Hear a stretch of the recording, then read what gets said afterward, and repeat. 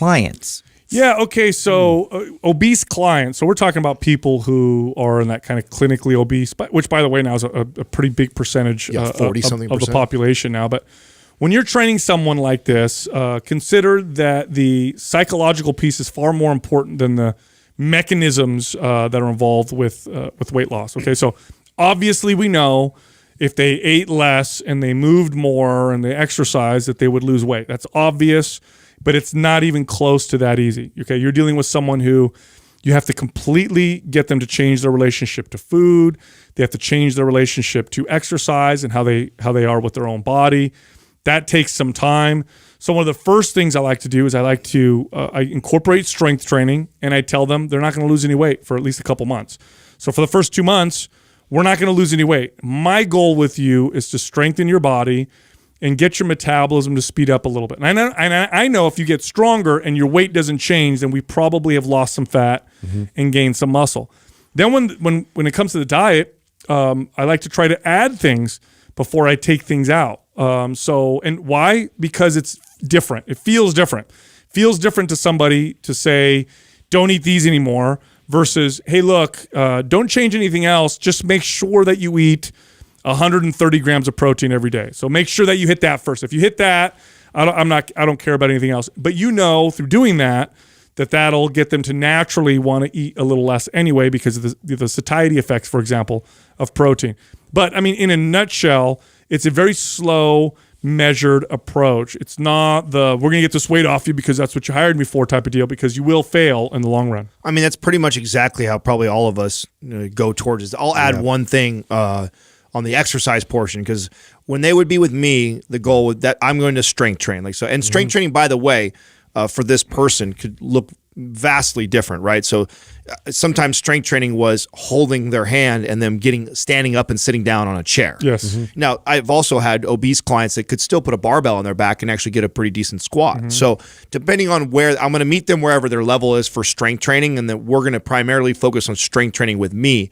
Then this is where, and I think I brought this up a long time ago on the show, I used to get these colored dots.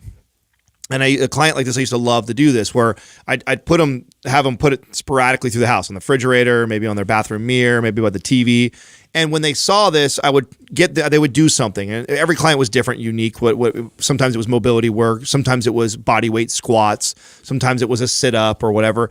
But I'd have like little things that are just 10 sets or 10 reps of something, just to keep them moving and trying to implement just more movement in their day. A little reminder. Yeah, just a little reminder. When you see that dot, go do this. If you see that dot, go do that. Or, encouraging them to walk more and move more. Normally, people that are in this obese category, depending on how far we're talking, like if we're going all the way to morbidly obese, they're extremely sedentary. And so I just want to find little ways that I can create more, and not extreme ways, not Biggest Loser style, not let's go to boot camp and get the ropes out and do crazy shit. No, things that I know that they'll continue on forever, just saying, hey, this is what you'd normally do at this time. Let's add this. Yeah. I love that. I completely did the same thing, but I didn't have like a system like that, which I think that's really smart.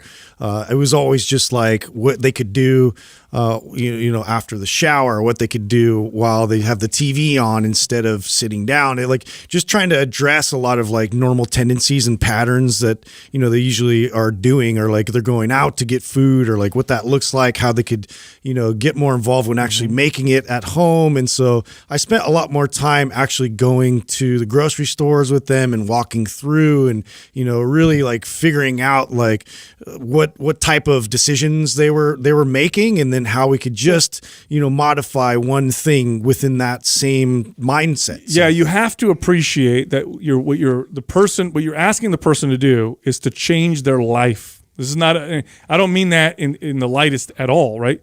The reason why somebody's obese is because of their life. That's just not the time they spend with you.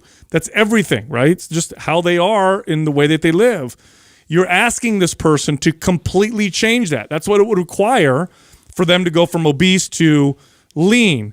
And so this is no small task. Anybody watching this right now, change your life completely and then make it stick forever. Yeah. That's a very difficult thing to do. I don't care what it is you're asking yourself to do. So this is a very slow process you need to appreciate. And then I want to go back to the what we've talked about with resistance training in regards to obese individuals. There's this myth that obese individuals have a lot of muscle and that they just need to do cardio. I don't need to get bigger. Look how big I am. Lift weights. No. Studies are clear on this. Obese individuals have low muscle mass. They actually have very little muscle. They're actually underneath frail. In fact, osteopenia, bone loss, is more common in the obese, even though they're heavy.